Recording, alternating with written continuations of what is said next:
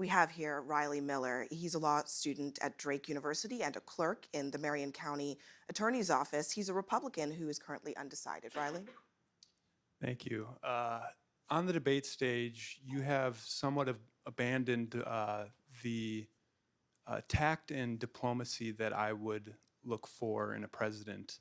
I'm all for keeping it real and dogging the establishment, but there's a gravitas that I look for in those who represent our country.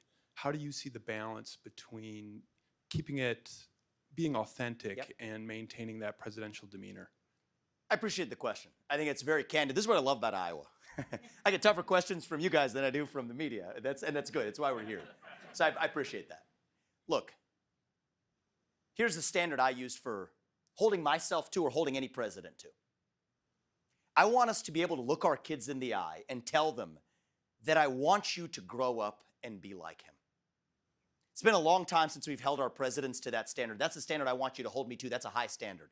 Now, I think about that in judging the way that I comport myself in different areas. Am I going to tell my kids to go to school and be a bully? No, I'm not. But I'm going to tell them, if somebody bullies you or hits you, you're going to hit them back 10 times harder. And that's the way I'm going to lead this country. You have to be, as we say in our family, you have to be strong enough to protect your kindness. So if you watch those debates carefully, I don't engage in four-letter words. I mean, there are other candidates who have called me dumb, scum, and worse that I'm not going to repeat here. I didn't go after them, but if they're going to come after me, I'm not going to be a president, whether it's Xi Jinping or Vladimir Putin or anybody else, who's going to roll over. When I'm leading the United States, the same rule applies. If you hit us, we hit you back 10 times harder. But it's not for the sake of being a bully. It's for protecting our inner kindness, too. And I think it's important that we have a president that has both of those attributes. I've done more podcasts probably than most presidential candidates in history combined, mostly because podcasts are new. I'll admit that. But I will tell you, that's a different setting. And so I think it's the book of Ecclesiastes that teaches, and my faith teaches me the same thing. There's a time and place for everything. There's a time and place for fortitude. There's a time and place for justice. There's a time and place for mercy. And I think it's going to take all of those attributes, every last ounce of each of those attributes, to stand for this country, to reunite this country and revive who we are. You don't want a wilting flower in the White House, but you also want somebody who understands what we are fighting for. That's the standard I want you to hold us to. We will aspire to hold ourselves to. And I think that sometimes being a parent is what gives me my moral clarity. And I hope through the rest of this campaign, we're just getting warmed up, I hope to be able to earn your trust that, yes, I do have what it takes to tell you the truth. I'm not going to hide the truth from you. If you want someone who's going to speak truth to power, vote for somebody who's going to speak the truth to you, to the Republican Party. Do it unvarnished, without sugarcoating, and I don't do much sugarcoating. But also somebody who, as you, I believe, want, can stand for the ideals that would make our founding fathers proud and would make our children proud as well. Speaking of those debates, let me ask you about something that you said at the debate last week. You used the phrase inside job to describe what happened on January 6th. The next day, Capitol rioter Alan Hostetter highlighted your comments at his sentencing. He is going to prison for 11 years. Hostetter threatened members of Congress. He brought a hatchet, knives, pepper spray, stun batons, tactical gear to the U.S. Capitol. Are you concerned that a convicted felon like that is now promoting your comments in court? So here's my concern, Abby, and I want to tell you guys where I'm at. If you had told me, it's close to 3 years ago that January 6, 2021 happened. If you had told me 3 years ago, back when I was a biotech CEO, not steeped in this world, I was just consuming passive media, but was focused on my world of developing medicines. If you had told me that January 6th was in any way an inside job, the subject of government entrapment, I would have told you that was crazy talk.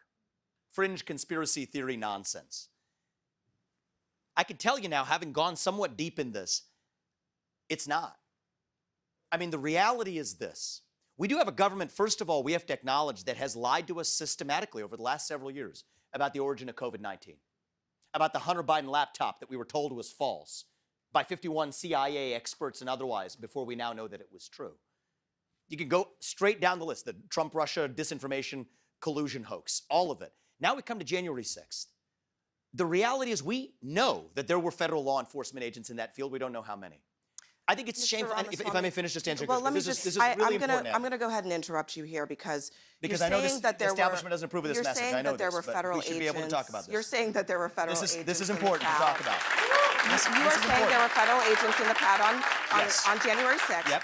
There is no evidence that there were federal agents in the crowd on January 6th. So why, before Congress, when pressed on what the number was, they didn't say there were none? They just couldn't say how many there were. You're saying that that you have not seen any evidence So that we've there seen were, multiple. and so you We've seen assume that there multiple were. informants suggesting that there were. We know people were FBI informants who were asked to Is do there things. any May I evidence? just Is there- finish let me- this, and well, you let can me- come back and let me- question well, me? let me Abby? 'Cause clarify. I know it's very uncomfortable for you. I'm going to clarify my I know question. this is an uncomfortable issue for many because people, but we have to do the truth here. I'm going to clarify my question because I want to make sure that you understand what I'm asking. I understand this deeply. And I told you, I was with you 3 years ago. I'm not there now. Where is the evidence? Yes. Where is the evidence that the government had a So let's plot, do this. an inside job, But no, I'm going to tell you what conspired inside job to is, because I'm not going foment to, with due violence respect, on January 6th? I'm Where's not the going to let you put evidence words of in my that? mouth. I'm going to put my words in my mouth.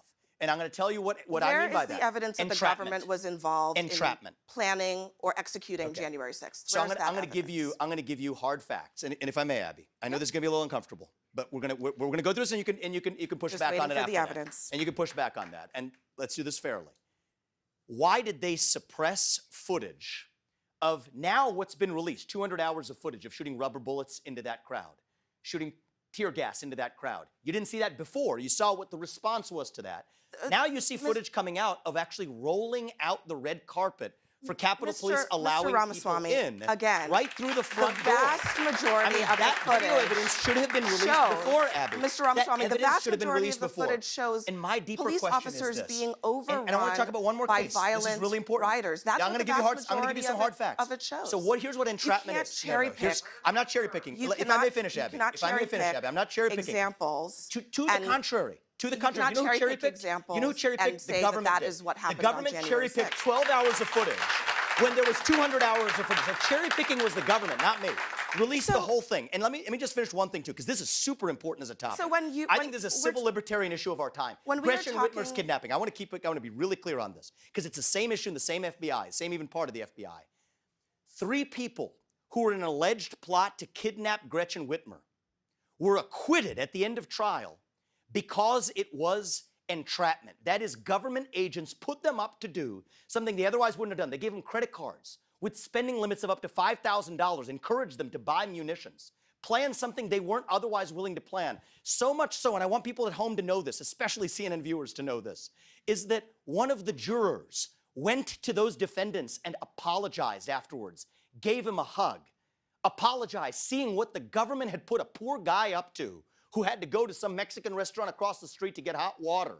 These people were exploited with credit cards up to $5,000, FBI agents putting them up to a kidnapping plot that we were told was true but was entrapment. Same thing with the 14 Capitol Police, people Mr. letting them in freely. Ramaswamy, Many of those people then being Mr. Ramaswamy, charged. look, The government cannot put you up I to do don't- something and then Mr. charge you for Ramaswamy, it. look, That's wrong. I don't want to have It's wrong to the left, or the right. I don't want to care. have It's wrong. to. I don't want to have to interrupt you. I really don't. But I don't want you to mislead the audience here or I'm at not. home. Abby, I think they've been misled by the mainstream media. 14 people. The mainstream media has misled them. 14 Release people the were video charged footage. in that plot. A majority of them were convicted. I said 3 of them were acquitted Right, on but- grounds of but entrapment. what That's a folks fact. need- what Dispute me. folks- Was I wrong about that? What folks need to Was I wrong understand- about what I said? what I folks was not. need to understand 3 is people that were acquitted on grounds of entrapment. 9 were a juror apologized. 9 were Yeah, but convicted. but the 3 who were put up should have But never going got to that back stage to of a the trial. January okay? 6th That's issue. unacceptable in the United States. Look, I just want people to understand. 3 people were acquitted. 9 people were convicted I in heard that you, Abby. plot.